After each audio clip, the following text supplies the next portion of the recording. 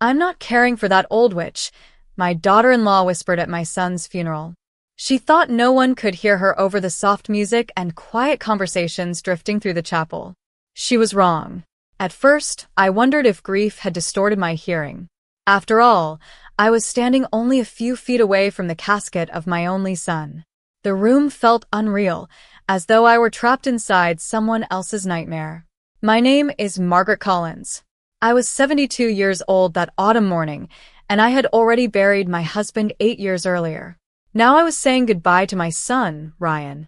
Nothing prepares a mother for that. Nothing. The chapel was filled with white lilies and framed photographs from Ryan's life. In one picture, he was 6 years old, smiling proudly beside a bicycle I had saved months to buy. In another, he stood in a graduation gown, his arm around my shoulders. Everywhere I looked, I saw pieces of the boy I had raised. Everywhere except in the face of the woman standing near the front row. Vanessa, my daughter-in-law. She wore black, her blonde hair perfectly arranged, her expression carefully practiced. To everyone else, she looked like a grieving widow. She accepted hugs. She dabbed at her eyes. She thanked guests for coming. But then I heard her. Those 7 words slipped from her mouth like ice water. "I'm not caring for that old witch." The sentence was followed by a small laugh. Not loud, not dramatic, just enough to reveal what she truly thought of me. I felt my fingers tighten around the funeral program. For a moment, I couldn't breathe, not because of the insult. Compared to losing Ryan, the insult was small. What stunned me was the timing. My son's casket sat 20 feet away. The flowers around him had not yet begun to fade. The service wasn't even over. And already she was talking about what came next. About me. About being rid of me. I slowly turned my head. Vanessa was speaking to a woman I didn't recognize. They stood near the side aisle, believing themselves hidden by the crowd. Vanessa's smile disappeared when she noticed several people glancing in her direction. The stranger beside her looked uncomfortable. Vanessa immediately lowered her eyes and resumed her performance of sorrow. But the damage had been done. Someone had heard her. More than one person, judging by the expressions around the room. I didn't confront her. I didn't make a scene. Ryan deserved better than that. Instead, I looked toward the front of the chapel, where his photograph rested beside a candle. The image captured him at 45, healthy and happy, before the illness that had taken him from us far too soon. My chest ached. For months I had sat beside his hospital bed. For months I had prayed for one more birthday, one more Christmas, one more ordinary afternoon drinking coffee together. Now all I had left were memories and photographs. The minister began speaking again, his voice calm and steady. Guests returned to their seats. The service moved forward. Yet something had shifted inside me. The grief remained, heavy and overwhelming, but beneath it was a quiet unease. Vanessa's words lingered in my mind. They felt less like an insult and more like a glimpse behind a curtain. A glimpse of plans already being made. Plans that did not include me. When the service finally ended, people formed a line to offer condolences. Some embraced me. Others shared stories about Ryan. I thanked them all. Then, as I prepared to leave the chapel, I noticed my granddaughter Emily standing near the doorway. She was 19 years old, Ryan's daughter, and her face looked unusually pale. Her eyes met mine across the room. There was fear in them. Fear and something else. Determination. Emily walked toward me, hesitated, and then stopped. "Grandma," she whispered, her voice trembling, "there's something Dad wanted you to know." Before I could ask what she meant, Vanessa appeared at her side. Emily instantly fell silent. Vanessa forced a smile and placed a hand on her shoulder. But as they stood there together, I saw Emily glance back at me. It lasted only a second. Yet in that brief moment, I understood one thing with absolute certainty. My son's funeral was not the end of the story. It was only the beginning. That evening, after the last guests had gone home and the flowers from the funeral had been gathered into boxes, I sat alone in my living room staring at a photograph of Ryan that had been taken 3 summers earlier. He was standing on the dock of a small lake in northern Minnesota, smiling into the sunlight with a fishing rod in one hand and a cup of coffee in the other. It was one of my favorite pictures because nothing about it was staged. It captured him exactly as he had been. Relaxed. Kind. Present. The silence inside my house felt heavier than it ever had before. During the months of Ryan's illness, there had always been phone calls, doctor appointments, messages from relatives, and endless updates. There had always been something demanding attention. Now, there was only quiet. I found myself listening for sounds that would never come again. A familiar ringtone. A knock at the door. His voice saying, "Hi, Mom." I wiped my eyes and looked at the clock. It was nearly 9 o'clock. Outside, a cold wind rattled the branches against the windows. Inside, every room felt larger than it should have. My thoughts kept returning to Emily. The look on her face at the funeral would not leave me alone. Fear. Concern. Urgency. She had wanted to tell me something. I was certain of it. Then Vanessa had appeared, and the moment had vanished. I was still thinking about that when my phone vibrated on the coffee table. The screen lit up with a text message. For a moment my heart jumped, forgetting reality. Then I saw the sender's name. Emily. My fingers trembled as I opened the message. "Grandma, are you awake?" I replied immediately. Yes. A few seconds passed. Then another message appeared. "Can I come over? There is something important I need to show you." 20 minutes later, headlights swept across my front window. I opened the door before she even reached the porch. Emily stepped inside wearing a gray sweatshirt and jeans. Her eyes were red, as though she had been crying. She hugged me tightly. Neither of us spoke for several seconds. Finally, I led her into the kitchen and made us both tea. It was something I had always done when life became difficult. The familiar routine helped steady my nerves. Emily wrapped both hands around her mug, but did not drink. She kept glancing. Toward the window. Toward the door. Toward her phone. "Grandma," she said quietly, "I do not know how to tell you this. I waited. Dad sent me an email 3 weeks ago." My heart skipped a beat. "An email?" She nodded. "He told me not to open it unless something happened to him." The kitchen suddenly felt very still. I could hear the ticking of the clock above the refrigerator. Nothing else.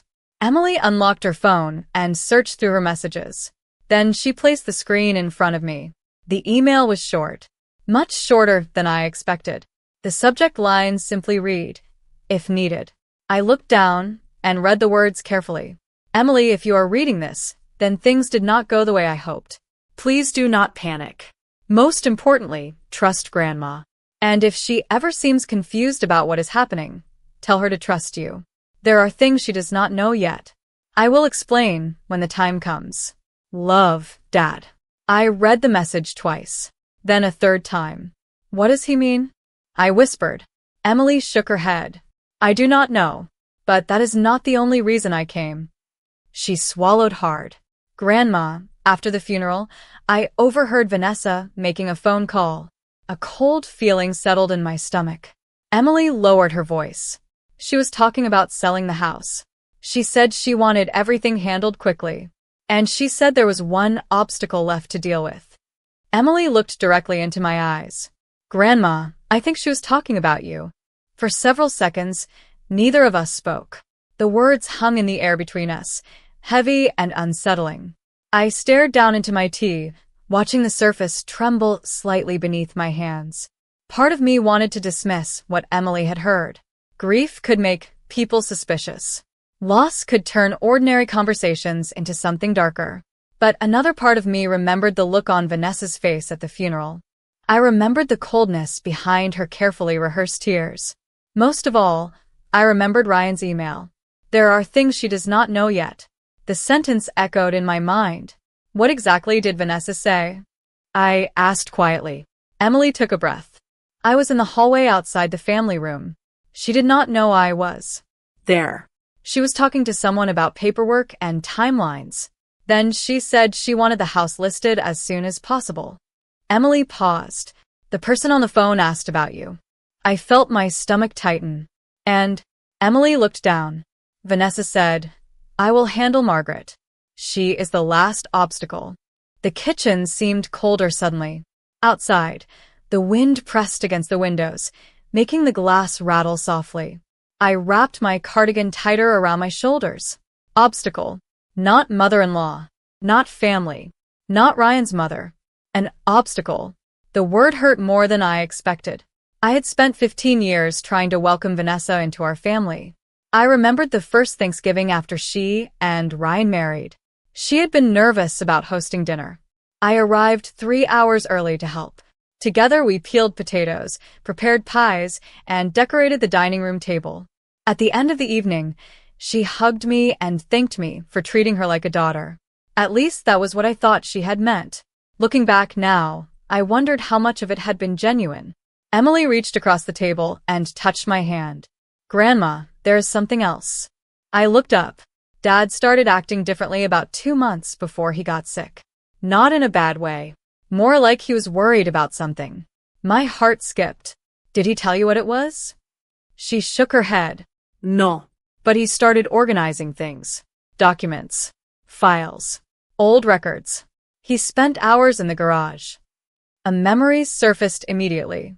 One Saturday afternoon, I had stopped by unexpectedly. Ryan had been carrying several storage boxes toward the garage. When I asked what he was doing, he laughed and said he was finally getting organized. At the time, it seemed completely ordinary. Now I was not so sure. Did he ever mention where he put those files? I asked. Emily hesitated. Actually, yes. About a month ago, he told me that if I ever needed answers, I should start with the blue storage box. My pulse quickened. Blue storage box. She nodded. He said I would know it when I saw it. Neither of us spoke for a moment. The clock continued ticking above the refrigerator. Somewhere in the distance, a car passed on the road. Ordinary sounds. Ordinary moments. Yet everything felt different now. It felt as though Ryan had left behind a trail of clues without fully explaining why. "Grandma," Emily said softly, I do not think Dad expected to leave us this soon.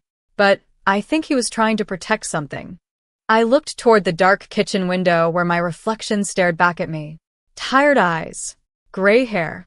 A woman who had spent the last week believing her life was falling apart. For the first time since the funeral, a different feeling began to emerge beneath the grief. Not anger. Not revenge. Determination. Ryan had trusted Emily. Ryan had left a message. And somewhere, hidden among the things he left behind, there was a truth neither of us understood yet.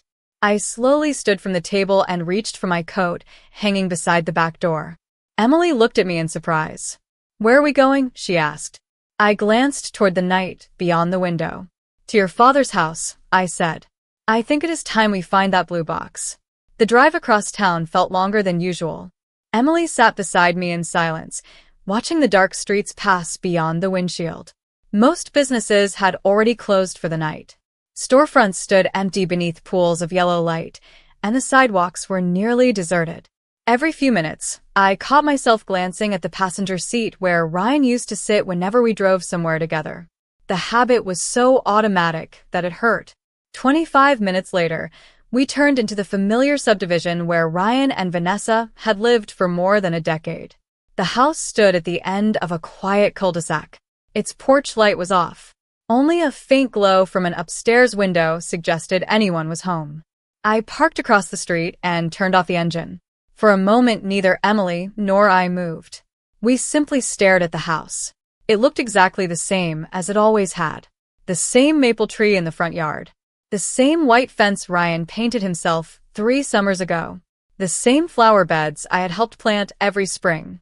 Yet now it felt different, like a place holding secrets. "Vanessa left about an hour ago," Emily said quietly. "She told Aunt Karen she was meeting someone about funeral paperwork." I nodded slowly. "Then we should not have much time." Emily reached into her backpack and removed a spare key. "Dad gave this to me when I got my driver's license. He said every family member should have a way inside during emergencies." My throat tightened. That sounded exactly like Ryan. Always thinking ahead. Always taking care of others. We crossed the street and entered through the side door leading into the kitchen. The moment I stepped inside, memories rushed toward me. birthday dinners, Christmas mornings, summer cookouts. Ryan laughing as he flipped burgers on the patio. Emily doing homework at the kitchen island. For years this house had been full of life. Tonight it felt strangely empty. The refrigerator hummed softly. A clock ticked above the stove. Otherwise, there was silence. Emily led me through the family room toward the garage entrance. Dad spent most of his time out here near the end, she whispered. We opened the door and switched on the light. Rows of shelves lined the walls. Storage bins sat stacked neatly in corners. Gardening tools hung in perfect order. Ryan had always been organized, but this looked different. Deliberate. Almost as though someone had prepared an archive rather than a garage. We began searching carefully. Gray boxes, black boxes, clear plastic containers, Christmas decorations, old camping equipment, tax records. Nothing blue. 20 minutes passed, then 30. I started to wonder if the box had been moved, or worse, removed entirely. Emily was kneeling beside a workbench when she suddenly froze. Grandma. I turned. She pointed toward the far corner behind a row of folded lawn chairs. Hidden from immediate view sat a medium-sized blue storage container. My pulse quickened. Together we carried it to the workbench. Dust covered the lid. A strip of masking tape stretched across the top. Written in Ryan's handwriting were 4 simple words. For Emily and Mom. I stared at the label for several seconds. My eyes filled with tears. Even now, even after he was gone, Ryan was still reaching out to us. Emily carefully lifted the lid. Inside were folders, envelopes, and several notebooks arranged with remarkable precision. Resting on top of everything else was a sealed, white envelope. Across the front, in Ryan's unmistakable handwriting, was a message that immediately sent a chill through me. If you found this, things happened sooner than I expected. My hands trembled as I reached for the envelope. For a moment, I could not bring myself to open it. The sight of Ryan's handwriting alone felt overwhelming. It was as though a part of him was still in the room with us. Emily stood beside me, equally silent. Finally, I slid a finger beneath the seal and unfolded the letter inside. The paper contained only a single page, but every line felt important. Mom and Emily, if you are reading this, then I am no longer here to explain things myself. First, I need you both to know that I love you. Second, if certain events begin happening quickly after my passing, do not make any major decisions until you review everything inside this box. There are conversations, documents, and records that may answer questions you do not yet know to ask. Trust each other. Trust the facts. Do not let anyone pressure you. Love, Ryan. I read the letter twice. Then I handed it to Emily, who carefully read every word herself. Neither of us spoke immediately. The garage suddenly felt smaller. The air felt heavier. Ryan had clearly anticipated something. He had not written about money or property. He had written about pressure, about decisions, about facts. It sounded less like a farewell letter and more like a warning. Emily set the page down carefully. Dad knew something, she whispered. I nodded. The question is what? We turned our attention to the contents of the box. Inside were several color-coded folders arranged by date. Ryan had always been meticulous, but this level of organization surprised even me. The first folder contained insurance information. The second held tax records. The third contained maintenance receipts for the house. Everything appeared completely ordinary. For nearly 30 minutes we reviewed paperwork without finding anything unusual. Then Emily opened a notebook near the bottom of the box. Grandma, she said quietly, look at this. I Moved beside her. The notebook contained handwritten entries dating back almost a year. Ryan had apparently begun keeping personal notes about important conversations and financial decisions. Most entries were brief. Meeting with accountant. Insurance review completed. Property assessment scheduled. Then one sentence caught my eye. Vanessa wants to list the house if anything happens to me. I am not comfortable with the timeline. My heart sank. Emily flipped several pages forward. Another entry appeared. We disagreed again today. She says Mom should eventually move into assisted living. do not agree. The garage fell silent. Emily slowly looked up at me. Neither of us needed to say what we were thinking. Ryan had documented concerns months before his illness became serious. More pages revealed similar entries. Nothing dramatic. Nothing angry. Just observations. Careful notes. Concerns written in his calm, measured style. The deeper we looked, the clearer a pattern became. Ryan had been trying to protect everyone from conflict while quietly recording facts. Then Emily opened the final notebook. Tucked between 2 pages was a folded business card. On the back, Ryan had written a short message in blue ink. If questions remain, speak with Daniel Mercer. He has copies. Emily frowned. Who is Daniel Mercer? The name sounded vaguely familiar. Then I remembered. Daniel had been Ryan's attorney for several years. He had handled estate planning and several business matters. I stared at the card for several seconds. Copies. Ryan believed someone else possessed copies of important records. Before I could respond, headlights suddenly swept across the garage door. Both Emily and I froze. A car engine shut off in the driveway. Someone had just arrived home much earlier than expected. Emily reacted first. She quickly closed the notebook and slid it back into the blue storage box. I gathered the loose papers and returned them to their folders. Within seconds, the workbench looked almost exactly as it had before. The only sound in the garage was the faint hum of the overhead light and the steady pounding of my heart. A car door slammed outside. Then another. Footsteps crossed the driveway. Vanessa, Emily whispered. I nodded. We exchanged a glance and carried the blue box toward the back corner where we had found it. The moment we pushed it behind the folded lawn chairs, the door leading into the house opened. Light spilled into the garage. Vanessa stepped inside holding her purse and car keys. For a brief second, surprise flashed across her face. Then it disappeared behind a polite smile. Margaret, she said, I did not realize you were here. Her voice sounded warm enough, but something in her eyes remained cold. Emily wanted to pick up a few things, I replied calmly. Vanessa looked between us. At 10 o'clock at night? Emily folded her arms.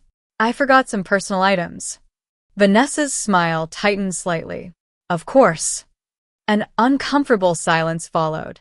I noticed her gaze moving around the garage.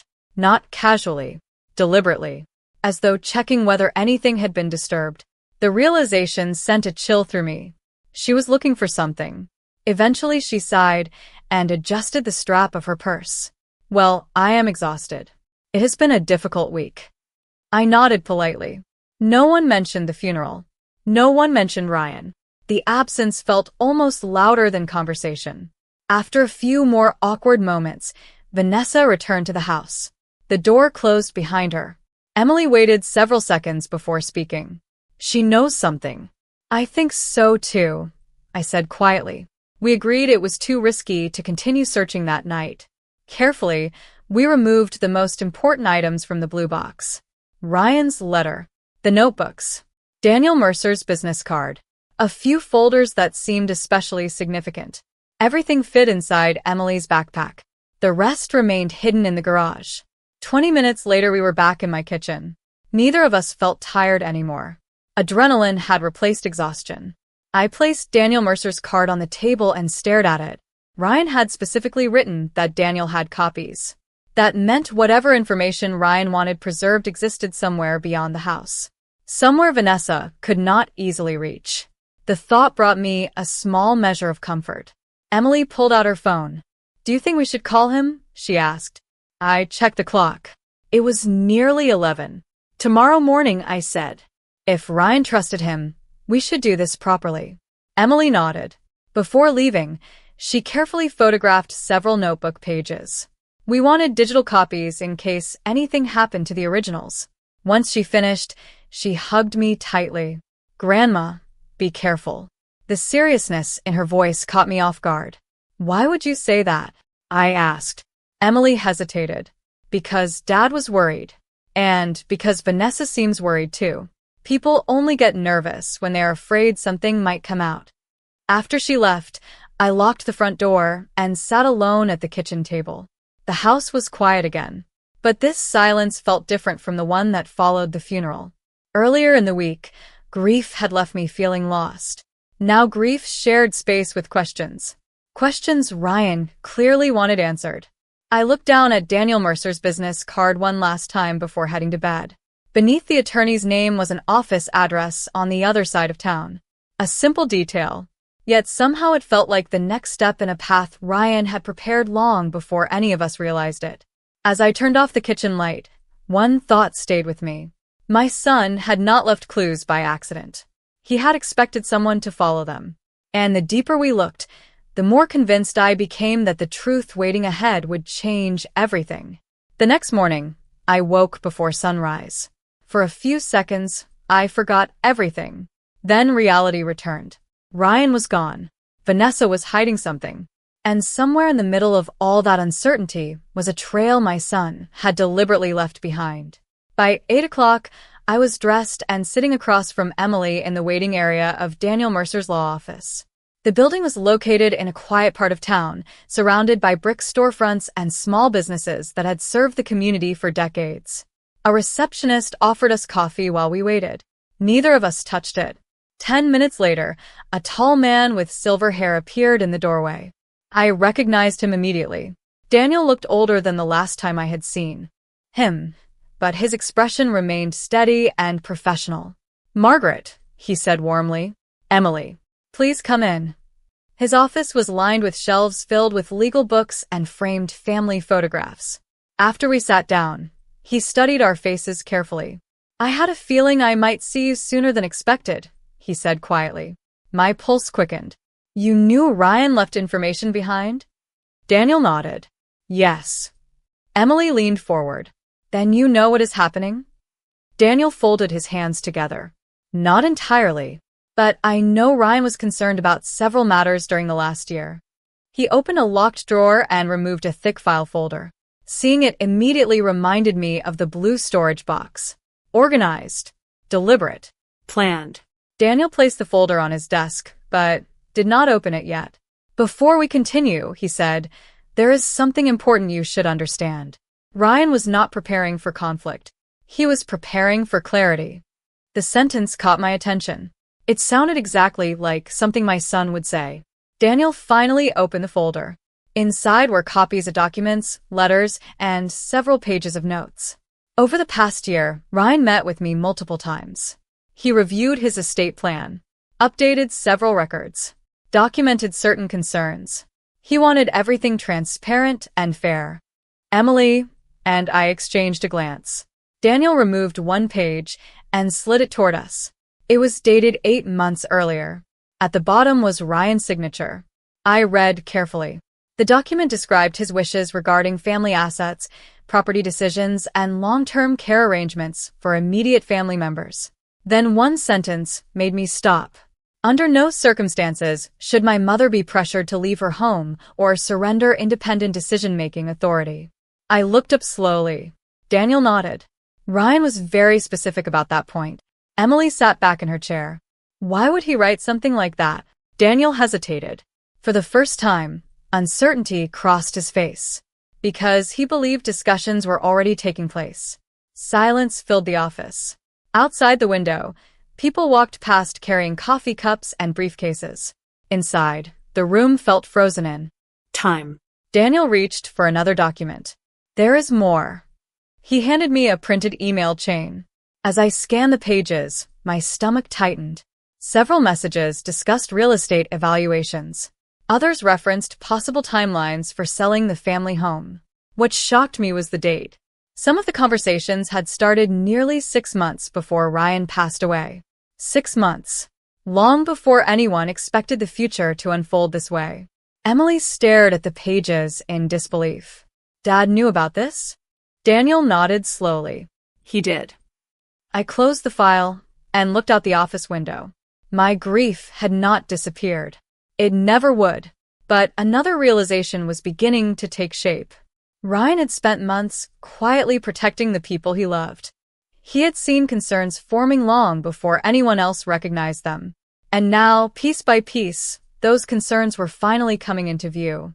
Then Daniel reached into the folder one final time and removed a sealed envelope.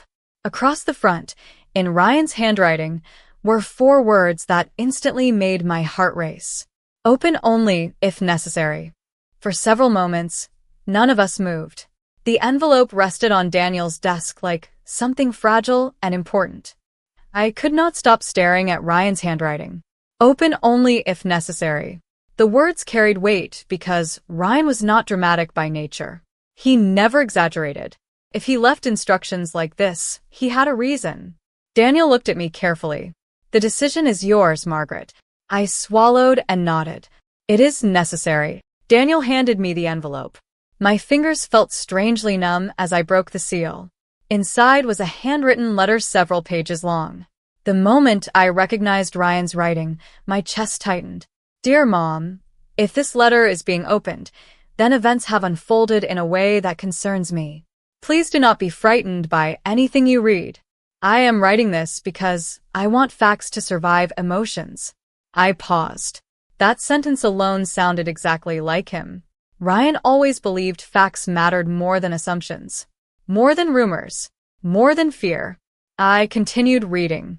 Over the past year, I have become aware of conversations regarding future decisions about family, property, financial planning, and living arrangements. Some of these discussions happened without my participation. Others happened in my presence. While I do not believe anyone intends direct harm, I do believe certain decisions may be made too quickly after my passing. Therefore, I have documented everything and provided copies to Daniel Mercer. Emily sat perfectly still. Daniel remained silent. I turned the page. If you are reading this, I ask for one thing above all else. Do not allow pressure, guilt, or urgency to influence major decisions. Take your time. Verify everything. Trust people who bring evidence, not people who demand immediate action. My eyes filled with tears. Even now, Ryan was trying to protect us. Not through anger, not through accusations, through patience and clarity. Then I reached the final section of the letter, the part that changed everything. Several months ago, I learned that preliminary inquiries had been made regarding the sale of the house.